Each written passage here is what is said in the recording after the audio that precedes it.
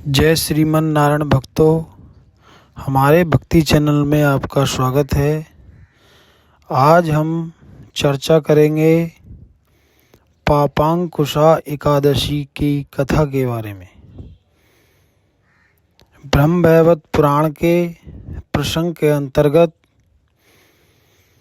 एक बार युधिष्ठिर ने भगवान श्री कृष्ण से पूछा, हे मधुसूदन, आश्विन मास के शुक्ल पक्ष की एकादशी का क्या नाम है और उसके व्रत का क्या विधान है, आप बताइए। तब भगवान श्री कृष्ण ने कहा कि हे राजन, आश्विन शुक्ल पक्ष एकादशी का नाम पापांकुशा एकादशी है।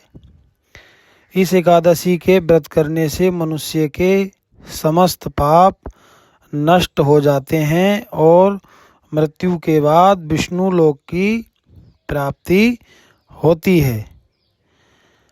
भगवान कृष्ण कथा सुनाते हुए कहते हैं कि प्राचीन काल में विंध्याचल पर्वत पर एक क्रोधन नाम का बहेलिया रहता था।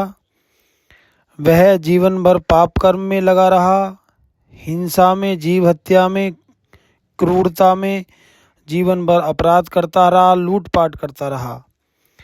जब अंत समय उसका आया, यमराज के दूतों ने दर्शन दिए और कहा कि कल तेरी मृत्यु का दिन है और तू पापी है, इसलिए तू नरक में जाएगा। वह डर गया और भयभीत होकर अंगिरा ऋषि के आश्रम में गया और वहां जाकर ऋषि को प्रणाम कर कहने लगा, हे ऋषिवर, मैंने जीवन भर अनेकों पाप किए हैं, मेरी मृत्यु निकट है। मृत्यु तो हो लेकिन मेरी दुर्गति ना हो। तब ऋषि ने दया करके कहा कि तुम पापांकुशा एकादशी, आश्विन शुक्ल पक्ष की एकादशी का व्रत पूजन नियम धर्म करो। उसके करने से यमराज की पीड़ा तुम्हें नहीं सताएगी।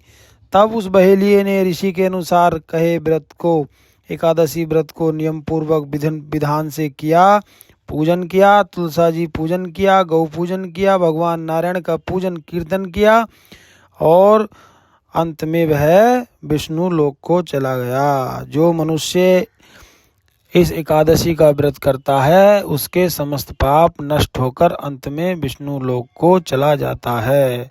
जय श्रीमन नारायण भक्तों।